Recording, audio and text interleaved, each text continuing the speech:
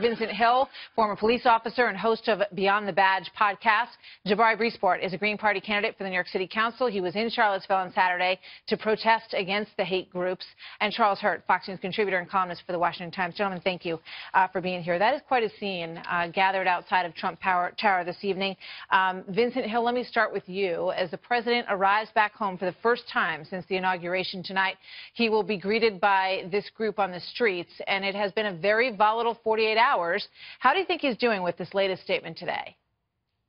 Well, Martha, thanks for having me. And first, I want to send my prayers to the families of the victims in Charlottesville. Absolutely, of course, the police officers that lost their lives trying to bring law and order there in Charlottesville. And unfortunately, the president, who on Saturday condemned the actions of what was going on in Charlottesville, is going to be met with exactly what everyone is in an uproar about: hate from the left. That's what the president is going to be met with when he returns home. Jabari, you know, in discussing the hate from the left, I thought it was very interesting. The president was roundly criticized for saying that the tension and the escalation was coming from both sides when he made that initial statement on Saturday. You know, today he called out those hate groups by name, Jabari. But in terms of what we've seen and the hatred that exists from both of these groups, on the left, on the right, is that a fair statement? And was the president wrong when he said that in the first place? Yes, he was wrong. It is not fair to equate the two groups with equal amounts of hate. One group hates Muslims and Jews and immigrants and people because of who they are. The other group is looking to fight for a world in which all people are respected, no matter what type of person they are. So you can label it as hate, but they're not equal in any shape, form, or measure. And I watched the video of what he did today. It's too little, it's too late. He emboldened these groups with lots of his hateful rhetoric throughout his campaign. He took forever to come out against David Duke's endorsement, and he has yet to try and gut the support of these people from. Yep. Well, one of the problems with, you know, and obviously there was loss of life here in Charlottesville that thankfully we have not seen in these other incidents. But when you go back, I mean, you know, look at it. Things like the parade that was canceled because there was a threat by groups, the Antifa groups, that they were going to drag Republicans out of the parade. Congressmen whose wives have been threatened and were told by these leftist groups that they were going to detail exactly how they were going to kill her. Look at Steve Scalise and what happened to him. So is it you know, unfair? I mean, I think these are such fringe groups on both sides of the political spectrum. But in order to get anywhere, don't we both need to recognize that both sides have gone insane in these attacks?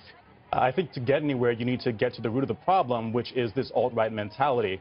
You don't see Antifa anywhere outside the context of these protests, but you do see alt-right people like Dylan Roof shooting up churches without any provocation. So in order to stop both groups and the violence from both groups, you need to start with the alt-right. Charlie. Well, I do agree with one thing, and that is that we should deal with these people that that perpetrate any kind of violence whatsoever with, you know, to the fullest extent of the law, and we should apply it fairly, no matter what your skin color is, and quite frankly, no matter what your views are about anything. If you break the law, you're going to get punished, and you're going to get punished to the fullest extent of the law. What happened in Charlottesville is an unspeakable, senseless tragedy. It breaks my heart as a Virginian. You know, the people of Virginia are not like this. I don't think any of these people were really from Virginia.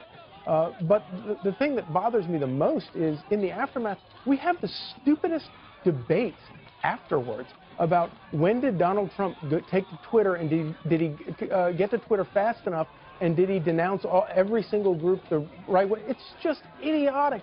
We have, obviously, just looking at this video, this footage, we have real problems that we should be dealing with, and having stupid debates like this, I don't think it helps anything. If anything, it makes things worse. Jabari, do you agree? I think it's important to know what the president does in response to these, because he carries a lot of influence. Vincent, what do you say to those who believe that the president didn't come out sort of in a very natural response and condemn these groups by name initially on Saturday? Well, listen, I don't know what people wanted the president to do, right? I mean, it's no different from Barack Obama and Hillary Clinton not coming out and saying radical Islamic terror when that's what it was. So now all of a sudden the left is in an uproar that the president didn't come out and name them by name. White supremacy. But the president by criticized name. them for doing that, and so, you know, that's part of the argument, Vincent. And Yeah, absolutely. I mean.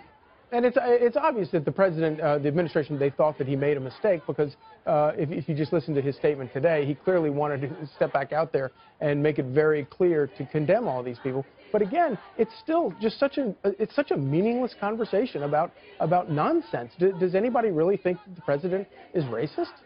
It's very meaningless. And I would not say it's meaningless. Talk about the president being racist. It's important to note what the president does in response to these issues and in response to these events.